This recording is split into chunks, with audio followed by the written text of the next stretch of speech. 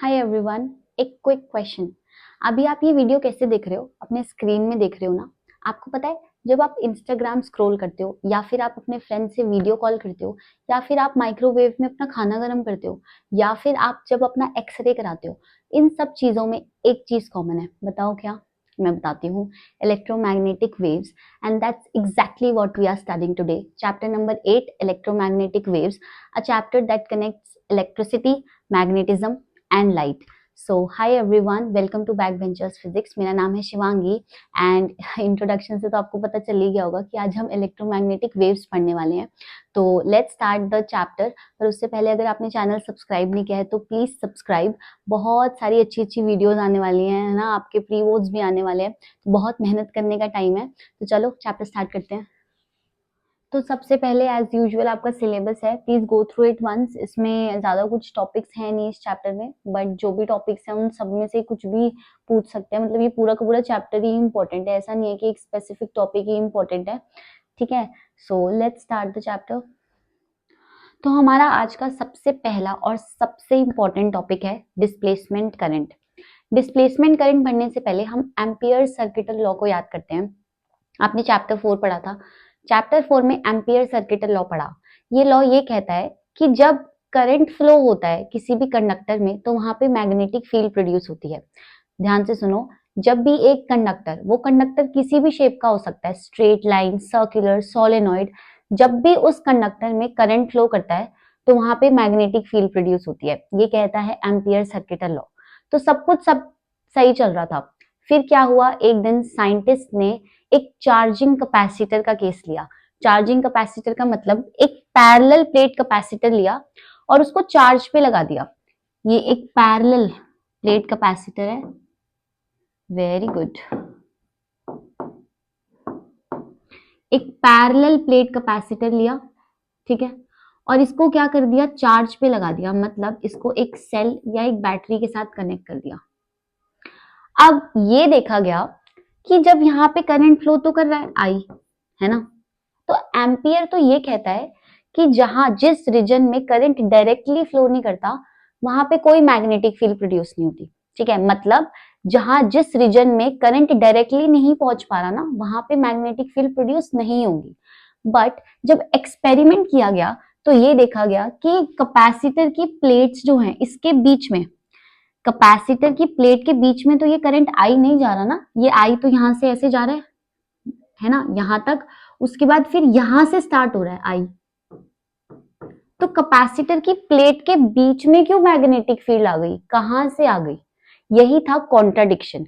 ये देखो, ये जगह खाली है ना, तो यहाँ पे तो करंट डायरेक्टली फ्लो नहीं कर रहा। तो एम्पियर के अकॉर्डिंग तो यहाँ पे मैग्नेटिक फील्ड होनी ही नहीं चाहिए थी। बट जब एक्सपेरिमेंट्स किए गए तो ये देखा गया कि यहाँ पे भी मैग्नेटिक फील्ड होती है। तो सब अपना सर पकड़ के बैठे कि क्यों होती है मैग्नेटिक फील्ड, कि एम्पियर सर्किटल लॉ तो बोलता ही नहीं है कि मैग्नेटिक फील्ड होगी। यही हमारा कॉन्ट्राडिक्शन था।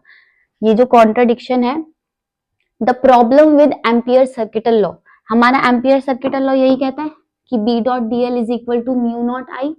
मतलब जहां पे करंट है कंडक्टर में वहां पे मैग्नेटिक फील्ड प्रोड्यूस हो रही है, यही कहता है। और क्लोज लूप के अंदर when apply to a charging capacitor, जब चार्जिंग कैपेसिटर पे अप्लाई किया गया तो ये देखा कि उसके प्लेट्स के बीच में भी मैग्नेटिक फील्ड आ रही है। तो तब मैक्सवेल ने एक कॉन्सेप्ट दिया। उन्होंने ये सोचा कि अगर मैग्नेटिक फील्ड है तो उसका कुछ कॉज तो होगा ही ना।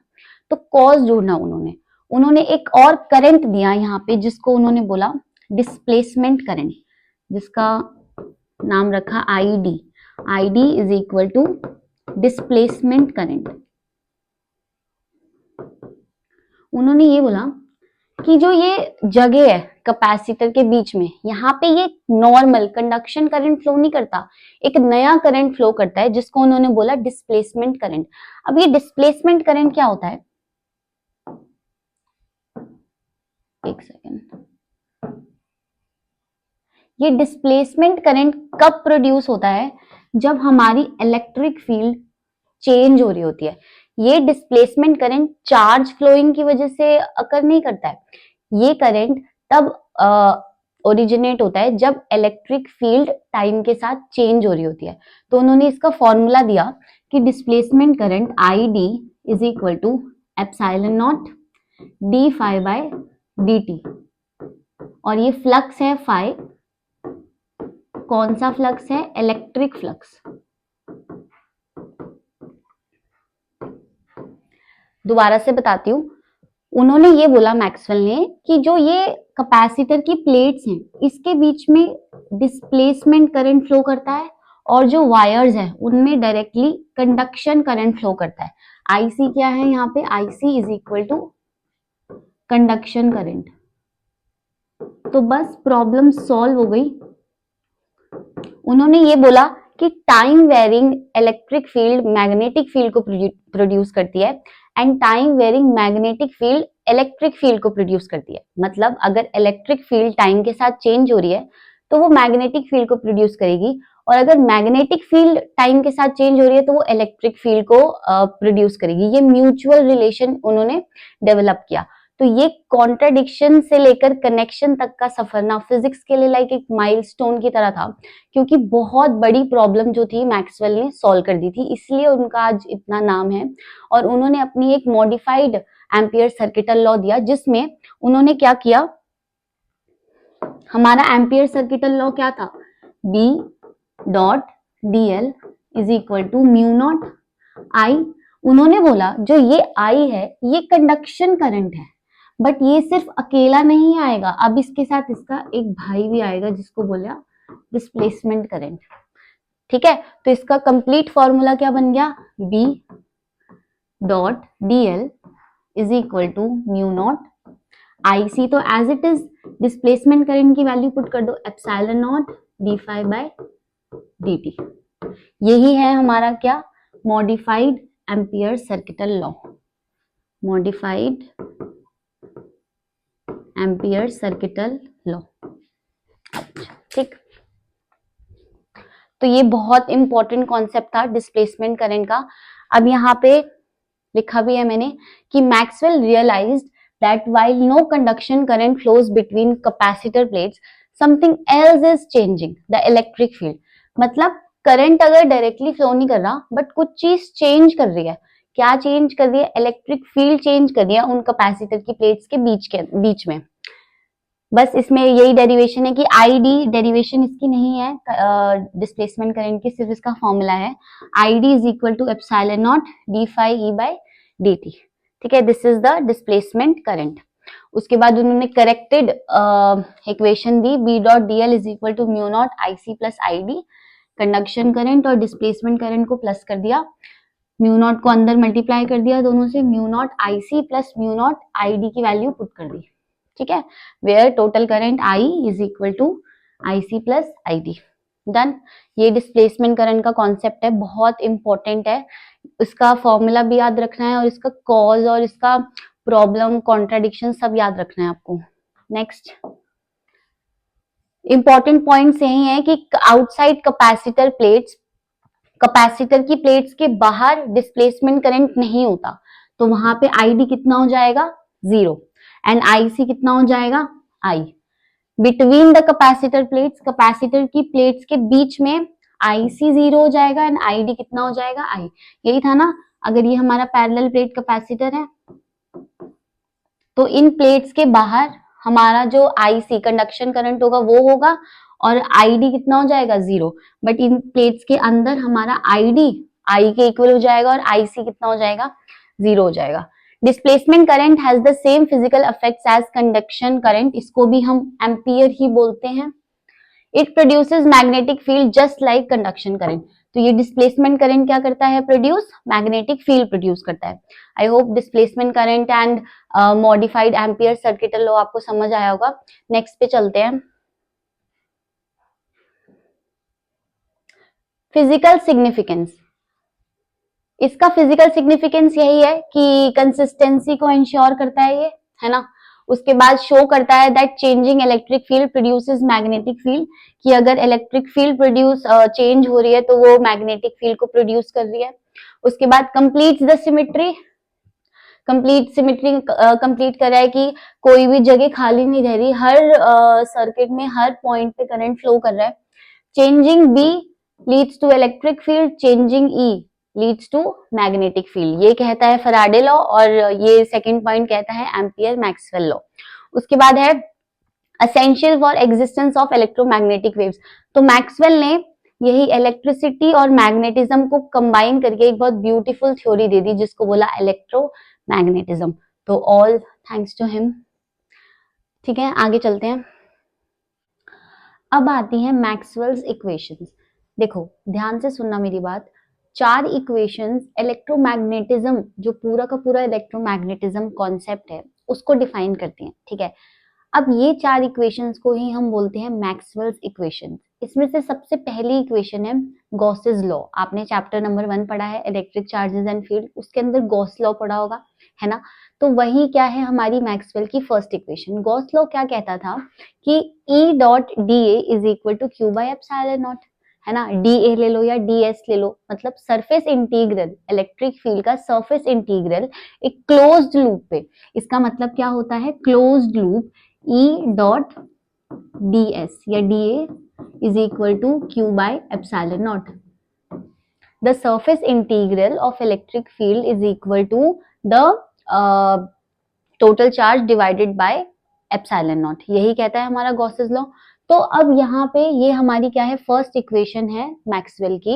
इसको लर्न करना है आपसे, वैसे तो नहीं पूछेगा, एमसीक्यू में पूछ सकता है कि 4 इक्वेशन देके एक गलत देके बोलेगा कि इनमें से कौन सी नहीं है, तो आपको पता होनी चाहिए ना कि कौन सी इक्वेशन है मैक्सवेल की। ठीक, तो फर्स्ट इक्वेशन ये है। सेकेंड पे देखते हैं।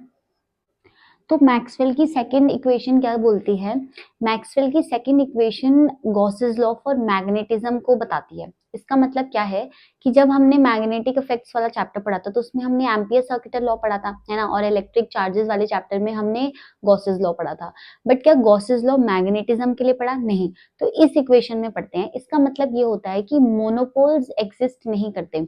मोनोपोल्स क्या होते हैं बेटा, आपने बार मैग्नेट सुना है, बार मैग्नेट होता है ये नॉर्थ पोल है और ये क्या है, साउथ पोल। हमेशा 2 पोल्स ही सुने हैं ना, नॉर्थ साउथ, साउथ नॉर्थ। कभी भी ऐसे तो नहीं सुना कि सिर्फ नॉर्थ पोल है, जहां नॉर्थ होगा वहां साउथ होगा, जहां साउथ होगा वहां नॉर्थ पोल होगा। और इसमें मैग्नेटिक फील्ड लाइंस कैसी होती हैं, नॉर्थ से ओरिजिनेट होती हैं और यहाँ पे साउथ में जाती हैं ऐसे करके, और इनसाइड द मैग्नेट ऐसे जाती हैं, स्ट्रेट होती हैं इनको, है ना, साउथ टू नॉर्थ। तो ये बताता है कि जो सरफेस इंटीग्रल है मैग्नेटिक फील्ड पे वो कितना है, 0। गॉसेस लॉ जो इलेक्ट्रिक उसके लिए था वो क्या था, the surface integral of electric field is equal to Q by epsilon naught. Magnetism के लिए ये बताता है कि सरफेस इंटीग्रल मैग्नेटिक फील्ड का कितना होता है, 0, कि मोनोपोल्स एग्जिस्ट नहीं करते हैं एंड जो मैग्नेटिक फील्ड लाइंस है वो कॉन्टिन्यूस लूप्स में ट्रेवल करती है। देन ये है हमारा क्या, सेकेंड मैक्सवेल्स इक्वेशन। आगे चलते हैं। अब है मैक्सवेल का थर्ड लॉ। तो मैक्सवेल का थर्ड लॉ क्या है, मतलब ऐसे है कि कुछ सारे चैप्टर्स में से कुछ लॉज निकाल दिए एंड वो 4 लॉ बन गए, है ना। ये सब हमने पढ़ रखे हैं पहले, ऐसा नहीं है कि नहीं पढ़े हुए। तो इलेक्ट्रोमैग्नेटिक इंडक्शन में हमने ये पढ़ा था कि जो फैराडे लॉ पढ़ा था, है ना। फैराडे लॉ क्या था कि EMF is equal to rate of change of flux, magnetic flux. तो बस इसी को ही थोड़ा सा मॉडिफाई कर दिया मैक्सवेल ने, तो ये बन गया मैक्सवेल का थर्ड लॉ। ये कहता है कि time varying magnetic field, time varying magnetic field मतलब अगर फ्लक्स टाइम के साथ चेंज हो रहा है, टाइम वेरिंग मैग्नेटिक फील्ड का मतलब तो यही है कि फ्लक्स टाइम के साथ चेंज हो रहा है, प्रोड्यूसेस इलेक्ट्रिक फील्ड या फिर इंड्यूस ईएमएफ। तो हमने यही पढ़ा था कि ईएमएफ जो इंड्यूस होती है वो किसके इक्वल होती है, minus D phi by D T. बस यही है ये वाला लॉ।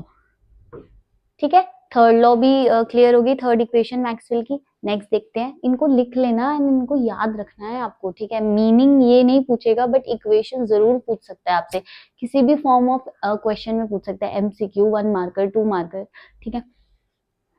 अब है मैक्सवेल की फोर्थ इक्वेशन। तो जो स्टार्टिंग के चैप्टर में हमने इतना सारा थ्योरी कवर किया है कि डिस्प्लेसमेंट करंट का कॉन्सेप्ट इंट्रोड्यूस किया मैक्सवेल ने, वही क्या है हमारी जो मॉडिफाइड एम्पियर सर्किटल लॉ है, वही हमारा मैक्सवेल की फोर्थ इक्वेशन है, जो ये कहता है कि line integral of magnetic field is equal to mu naught times, यहाँ पे क्या आएगा, conduction current plus displacement current is equal to mu naught conduction current as it is plus displacement current क्या होता है, epsilon naught D phi by D T. तो यही equation हमारी क्या है, मैक्सवेल की फोर्थ इक्वेशन। अच्छे से नोट कर लेना, ठीक है। तो 4 इक्वेशंस कंप्लीट हो गए, मुबारक हो, आगे चलते हैं। तो हमारा नेक्स्ट टॉपिक है इलेक्ट्रोमैग्नेटिक वेव्स। फाइनली जिस उस पे नाम है वो टॉपिक आ गया है ना हमारे चैप्टर का नाम। तो इलेक्ट्रोमैग्नेटिक वेव्स वो वेव्स होती हैं जो इलेक्ट्रिक और मैग्नेटिक फील्ड के ऑसिलेशन से प्रोड्यूस होती हैं, ठीक है। इन वेव की सबसे इंपॉर्टेंट प्रॉपर्टी ये होती है कि ये वेव वैक्यूम में भी ट्रैवल कर सकती हैं बिना किसी मीडियम के। For example light waves, infrared waves, ultraviolet rays, ये सब की सब इलेक्ट्रोमैग्नेटिक वेव्स होती हैं। इनमें सिर्फ इनकी फ्रीक्वेंसी और वेवलेंथ का ही डिफरेंस होता है, ठीक है। मैक्सवेल ने ये प्रूव किया था कि ये वेव्स स्पीड ऑफ लाइट से ट्रैवल करती हैं एंड ये वेव्स एनर्जी भी कैरी करती हैं। अब इनके बारे में बहुत ज्यादा डिटेल में पढ़ेंगे हम कि क्या होती हैं। सबसे पहले की प्रिंसिपल्स यही है, एक्सिलरेटेड चार्ज है तो वहां पे इलेक्ट्रिक फील्ड है, ठीक है। तो वही क्या प्रोड्यूस करते हैं, इलेक्ट्रोमैग्नेटिक वेव्स। एंड आगे देखते हैं इलेक्ट्रोमैग्नेटिक वेव्स की और प्रॉपर्टीज पढ़ते हैं। Next is nature of electromagnetic waves. तो इलेक्ट्रोमैग्नेटिक वेव्स का नेचर कैसा होता है, सबसे इंपॉर्टेंट चीज इसमें आपको ये याद रखनी है कि ये जो नेचर होता है इसका परपेंडिकुलर या ट्रांसवर्स नेचर होता है। इसका मतलब क्या है कि ये इलेक्ट्रिक फील्ड, मैग्नेटिक फील्ड और डायरेक्शन ऑफ प्रोपोगेशन तीनों के ही परपेंडिकुलर होती है। ऑलराइट, तो फर्स्ट यही है हमारा, electromagnetic waves consist of oscillating electric and magnetic fields. मैंने अभी आपको यही बताया कि जब इलेक्ट्रिक फील्ड और मैग्नेटिक फील्ड ऑसिलेट करती हैं तो उसी से ही हमारी ईएम वेव्स प्रोड्यूस होती हैं। First are perpendicular to each other, perpendicular होती हैं, जो इलेक्ट्रिक और मैग्नेटिक फील्ड की डायरेक्शन होगी उससे परपेंडिकुलर होगी हमारी ईएम वेव की direction. Second, perpendicular to the direction of propagation, oscillate in phase with the same frequency. जिस उसमें फ्रीक्वेंसी में हमारी इलेक्ट्रिक और मैग्नेटिक फील्ड्स ऑसिलेट कर रही होंगी, हमारी ईएम वेव भी उसी फ्रीक्वेंसी में ऑसिलेट करेगी। We generate each other as they propagate, मतलब वही है कि जैसे जैसे आगे बढ़ती जाती है ये इलेक्ट्रोमैग्नेटिक वेव, ठीक है। तो ये 4 प्रॉपर्टीज हैं या इसके नेचर हैं, प्रॉपर्टीज तो अभी हम आगे पढ़ेंगे, 7 प्रॉपर्टीज होती हैं, ठीक है। तो अब ना electric field and magnetic field की मैथमेटिकल रिप्रेजेंटेशन समझते हैं कि हम इनको मैथमेटिकली कैसे रिप्रेजेंट कर सकते हैं। उससे पहले आपको एक प्रॉपर्टी पता होनी चाहिए कि जो direction of propagation of electromagnetic wave, इसका मतलब है कि इलेक्ट्रोमैग्नेटिक वेव जिस भी डायरेक्शन में प्रोपोगेट कर रही है, इलेक्ट्रिक और मैग्नेटिक फील्ड उसके परपेंडिकुलर होती है। अगर इलेक्ट्रोमैग्नेटिक वेव एक्स एक्सिस में प्रोपोगेट कर रही है तो इलेक्ट्रिक और मैग्नेटिक फील्ड कभी भी एक्स एक्सिस में नहीं होंगी, वो वाई और जेड में होंगे, ठीक है, या फिर जेड और वाई में होंगे। अब यहाँ पे हम क्या लेते हैं, for a plane electromagnetic wave travelling in the Z direction. इसमें सबसे पहले डायरेक्शन स्पेसिफाई है। अगर आपको पेपर में कभी इलेक्ट्रोमैग्नेटिक वेव की डायरेक्शन दी और इलेक्ट्रिक और मैग्नेटिक फील्ड लिखने के लिए बोला तो कभी भी उसको सेम डायरेक्शन में नहीं लिखना है, हमेशा परपेंडिकुलर होंगे इलेक्ट्रिक एंड मैग्नेटिक फील्ड्स, ठीक है। यहाँ पे हमने क्या लेट किया है कि जो इलेक्ट्रोमैग्नेटिक वेव है वो जेड डायरेक्शन में ट्रैवल कर रही है। तो अभी मैंने आपको बताया कि इलेक्ट्रिक फील्ड ये परपेंडिकुलर होती है मैग्नेटिक फील्ड के, और ये दोनों परपेंडिकुलर होते हैं डायरेक्शन ऑफ प्रोपोगेशन के, प्रोपोगेशन ऑफ ईएम वेव, ठीक है। तो इलेक्ट्रिक फील्ड कौन सी में आ जाएगा, एक्स में, और अगर z और x ऑक्यूपाई हो गई तो तीन ही तो कोऑर्डिनेट्स है ना हमारे पास, तो मैग्नेटिक फील्ड ऑटोमेटिकली किस में आ जाएगा, y में। अब यहाँ पे उल्टा भी कर सकते थे, हम इसको स्विच भी कर सकते थे कि अगर जो इलेक्ट्रोमैग्नेटिक वेव है वो z डायरेक्शन में प्रोपोगेट कर रही है तो इलेक्ट्रिक फील्ड को हम y भी ले सकते हैं और मैग्नेटिक फील्ड को हम x भी ले सकते हैं, ठीक है। इसमें कोई दिक्कत की बात नहीं है, बट z में नहीं लेना। z में लोगे तो वो बिल्कुल इक्वेशन गलत हो जाएगी। तो कैसे लिखते हैं, E x is equal to E naught. E naught क्या हो गया इसका, एम्पलीट्यूड। ऑब्वियसली अगर साइन या कॉज वेव होती है तो उनका मैक्सिमम वैल्यू तो होती है, उसी को ही एम्पलीट्यूड कहते हैं। ई नॉट साइन के जेड माइनस ओमेगा टी। अगर आप इसको साइन ले रहे हो तो आप इसको भी साइन ही लोगे, ठीक है। उसको साइन ले रहे हो अगर इलेक्ट्रिक फील्ड को, तो मैग्नेटिक फील्ड को कॉज नहीं लेना है, उसको भी साइन में ही रखना है, या तो दोनों साइन में या दोनों कॉज में, ठीक है। उसके बाद क्या आता है, जेड। यहाँ पे जेड, जेड क्या है, direction of propagation of electromagnetic wave.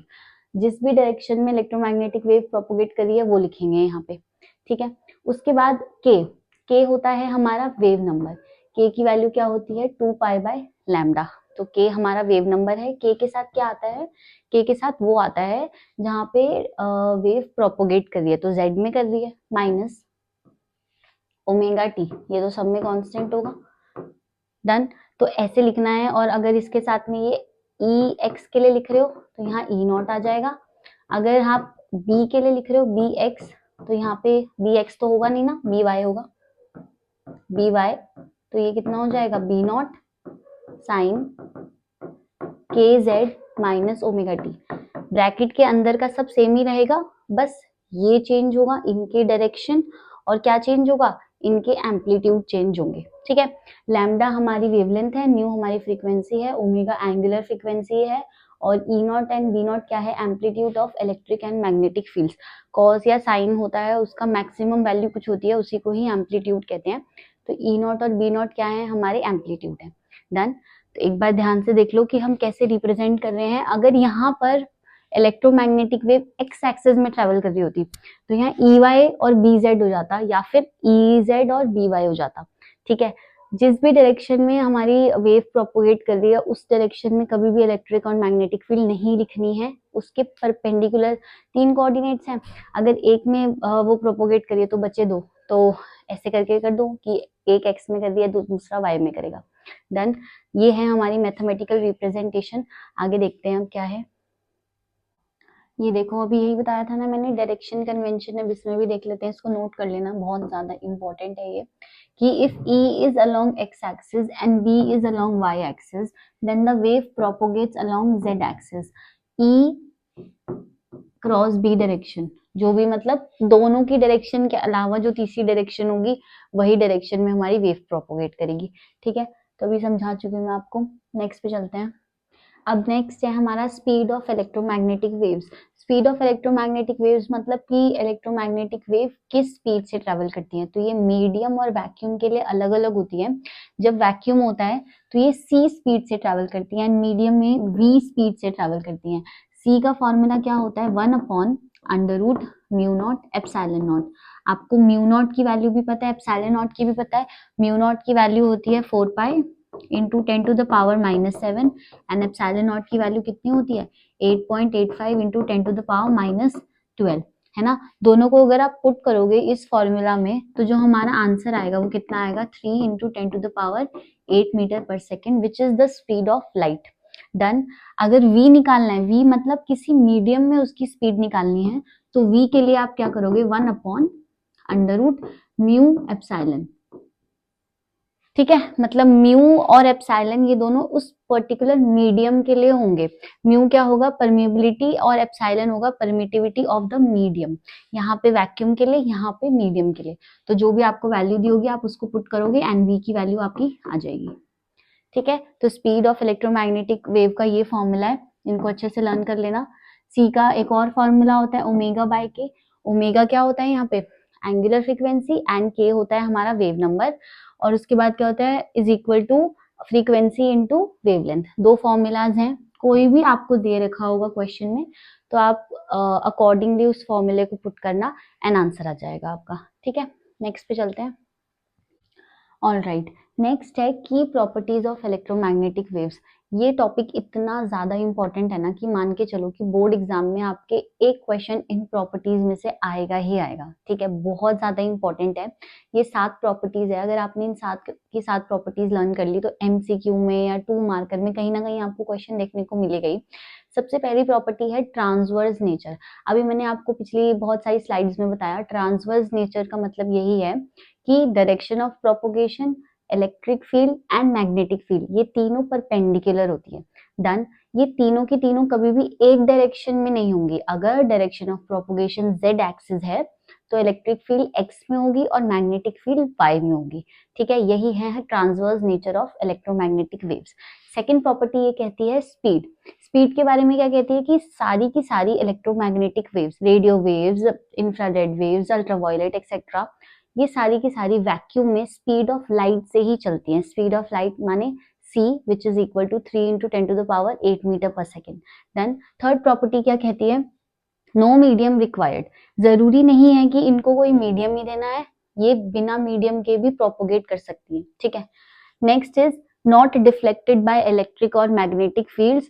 Deflect नहीं होती अगर इलेक्ट्रिक फील्ड प्रेजेंट है एक रीजन में ऑलरेडी, तो ये उनसे डिफ्लेक्ट नहीं होंगी। अगर इलेक्ट्रिक फील्ड या मैग्नेटिक फील्ड प्रेजेंट है एक रीजन में और इलेक्ट्रोमैग्नेटिक वेव वहां से पास हो रही है, तो डिफ्लेक्शन नहीं होगा। ये इस पॉइंट का मतलब ये है। कैरी एनर्जी एंड मोमेंटम, अभी देखेंगे कि एनर्जी और मोमेंटम भी होता है इसके अंदर। Exhibit reflection, refraction, interference, diffraction, polarisation. जो भी एक्सपेरिमेंट्स वेव नेचर को प्रेडिक्ट करते हैं लाइट के, वो सारे के सारे जो है एक्सपेरिमेंट्स में ये पार्टिसिपेट कर सकती है। ठीक है, ऐसा कोई भी एक्सपेरिमेंट नहीं है जहां नहीं करेगी ये पार्टिसिपेट। रिफ्लेक्शन, रिफ्रैक्शन, इंटरफेरेंस सब कुछ कर सकती है हमारी electromagnetic wave. Next, travel in straight lines, important point, हमेशा स्ट्रेट लाइन में ही ट्रैवल करती है, सर्कुलर ट्रैवल नहीं करती हैं। ठीक है, ये 7 प्रॉपर्टीज हैं, इनको बहुत अच्छे से आपको लर्न करना है, वेरी इंपॉर्टेंट।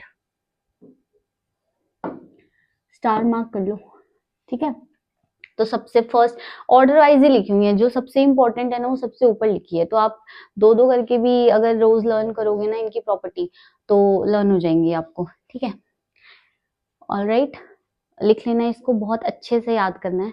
नेक्स्ट पे चलते हैं। अब हम देखेंगे एनर्जी इन इलेक्ट्रोमैग्नेटिक वेव्स। तो एनर्जी डेंसिटी सबसे पहले देखेंगे। एनर्जी डेंसिटी इलेक्ट्रिक फील्ड के लिए भी लिखते हैं और मैग्नेटिक फील्ड के लिए भी लिखते हैं। एनर्जी डेंसिटी को स्मॉल यू से रिप्रेजेंट करते हैं। तो जब इलेक्ट्रिक फील्ड के लिए लिख रहे हैं तो यहाँ ई आ जाएगा और मैग्नेटिक फील्ड के लिए यहाँ पे बी आ जाएगा। ठीक है, इसका फॉर्मूला क्या होता है इलेक्ट्रिक फील्ड के लिए? Half epsilon not, epsilon not ऊपर है न्यूमरेटर में, ध्यान रखना, ई स्क्वायर। ठीक है, एंड मैग्नेटिक फील्ड के लिए half mu naught, mu naught नीचे है डिनोमिनेटर में और यहाँ पे क्या आएगा? B square. ठीक है, ये एनर्जी डेंसिटी है इलेक्ट्रिक फील्ड और मैग्नेटिक फील्ड की। अब अगर हमें टोटल डेंसिटी निकालनी है यहाँ पे, टोटल एनर्जी डेंसिटी, तो टोटल के लिए तो क्या करेंगे?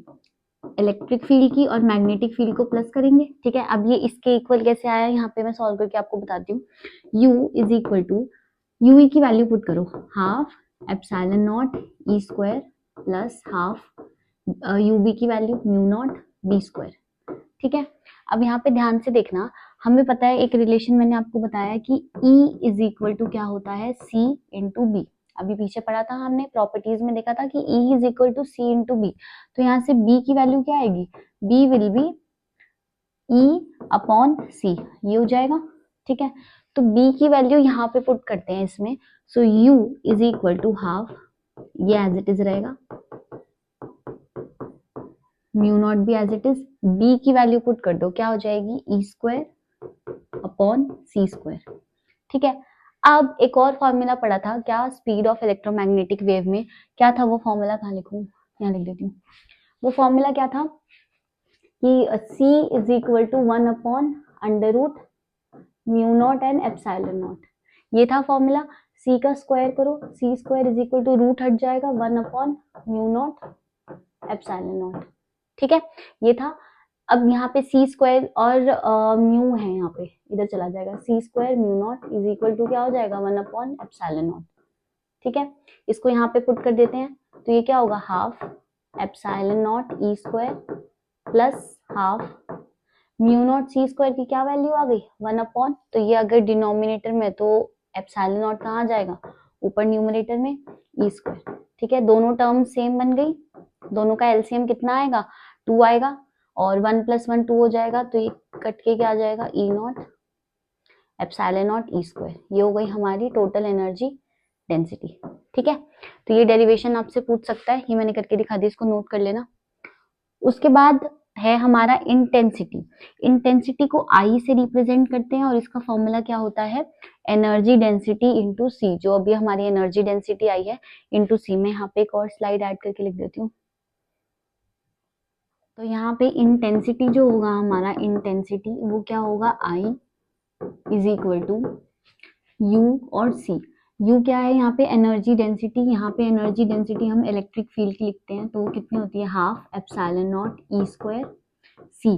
अभी मैंने आपको बताया कि C इज इक्वल टू होता है 1 upon under root mu naught epsilon not.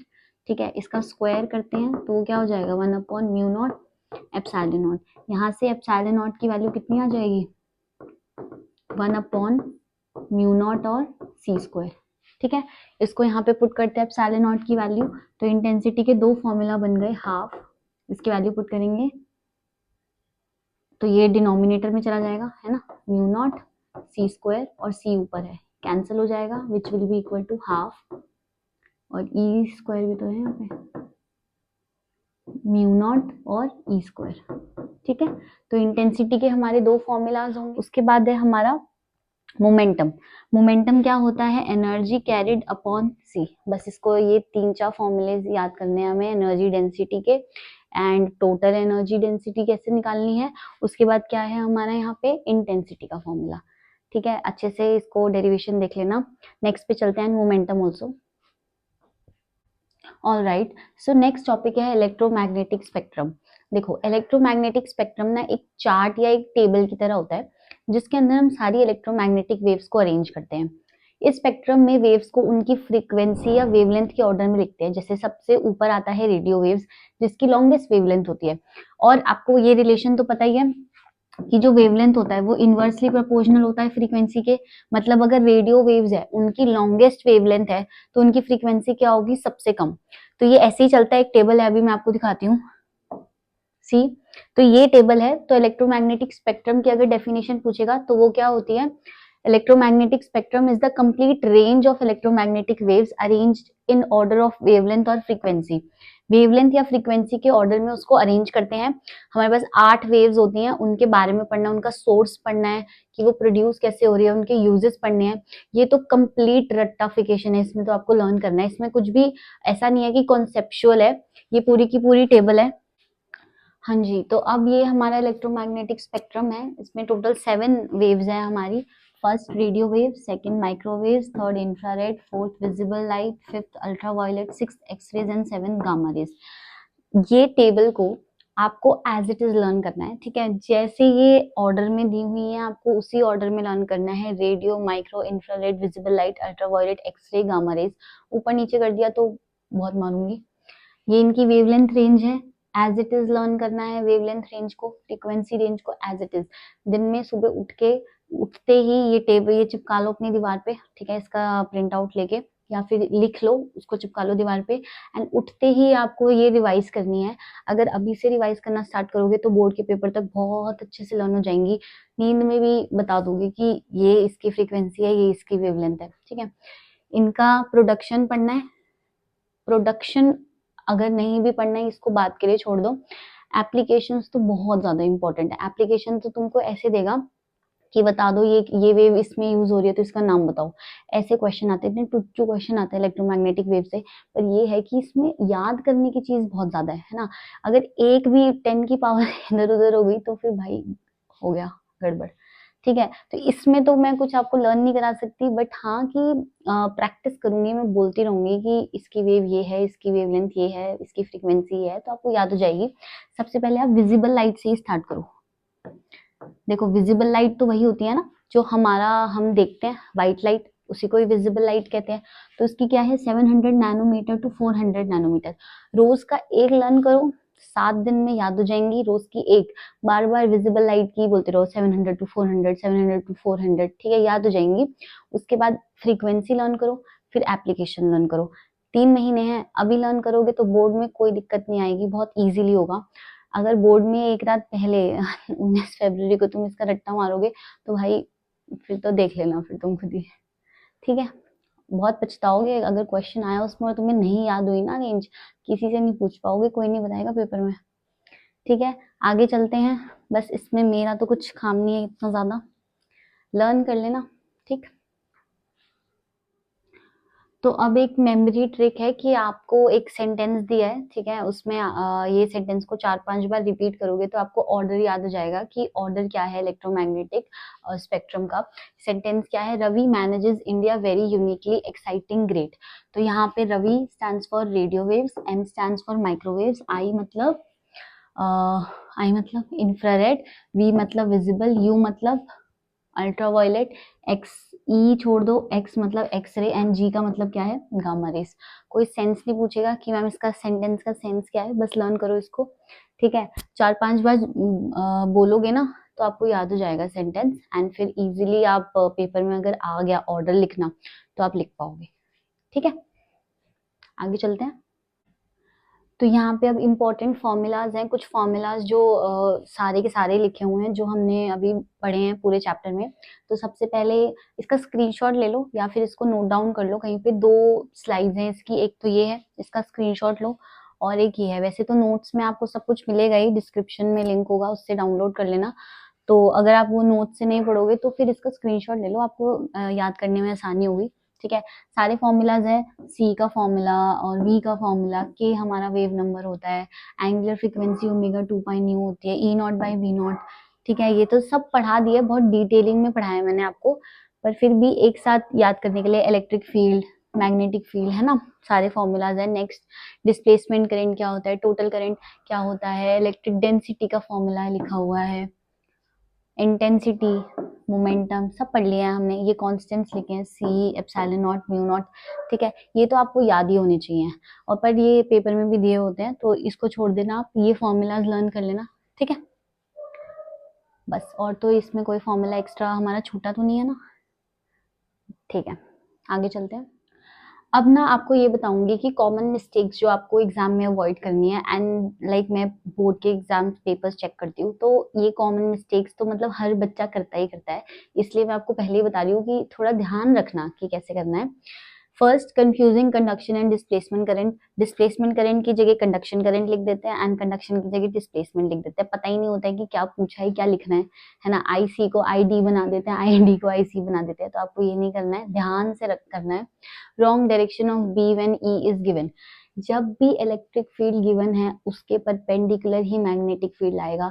Electric field अगर एक्स में गिवन है और डायरेक्शन ऑफ प्रोपोगेशन जेड में है तो मैग्नेटिक फील्ड वाई में आएगा। इसको कभी भी मतलब मिक्सअप नहीं करना है, ध्यान से करना है कि जब मैग्नेटिक फील्ड गिवन है तो इलेक्ट्रिक फील्ड का डायरेक्शन क्या होगा, है ना। सेम डायरेक्शन में नहीं लिखते हैं, तो ये भी अ पॉइंट टू नोट है। फॉरगेटिंग यूनिट्स इन आंसर्स, ये तो सैल्यूट है भाई, कॉमन मिस्टेक सबकी। Not memorising spectrum order, yes, spectrum order अभी मैंने आपको एक ट्रिक भी बताई है ना, प्लीज उस ट्रिक को रोज उठते ही रिपीट करो, तो फिर आपको याद हो जाएगी वो ट्रिक। स्पेक्ट्रम ऑर्डर की किसकी वेवलेंथ, ऐसे पूछते हैं कि ऑर्डर में लगाओ, इंक्रीजिंग ऑर्डर ऑफ वेवलेंथ, तो कंफ्यूजन हो जाती है कि क्या आएगा पहले क्या। बहुत इजी क्वेश्चन है, अगर आपको ऑर्डर लर्न है तो बहुत इजीली मार्क्स आ जाएंगे, है ना, एमसीक्यू में पूछते हैं। तो ये भी ध्यान रखना थोड़ा सा, spectrum order. Mixing wavelength and frequency ranges, यही है कि किसी की वेवलेंथ, क्योंकि बहुत सारा लर्न कर रहे हैं ना। अब देखो 8 वेव्स है, 8 की फ्रीक्वेंसी भी लर्न करनी है, वेवलेंथ भी लर्न करनी है। बहुत ही ज्यादा मुश्किल चीज है ये कि याद रखना है। पेपर में सही वेव की फ्रीक्वेंसी याद आ जाए कि सही क्या है उसकी, विजिबल रे की या इंफ्रारेड रे की, तो थोड़ा मुश्किल होता है, बट अगर आप बार बार रिवाइज करोगे तो हो जाएगा, है ना। तो ये कॉमन मिस्टेक्स तो आपको अवॉइड करनी है। सो इसी के साथ हमारी वीडियो खत्म होती है आज की इलेक्ट्रोमैग्नेटिक वेव्स। नेक्स्ट चैप्टर में, नेक्स्ट वीडियो में हम देखेंगे previous year questions electromagnetic waves के। सो अगर आपको वीडियो पसंद आया तो please like, share and subscribe, and thank you.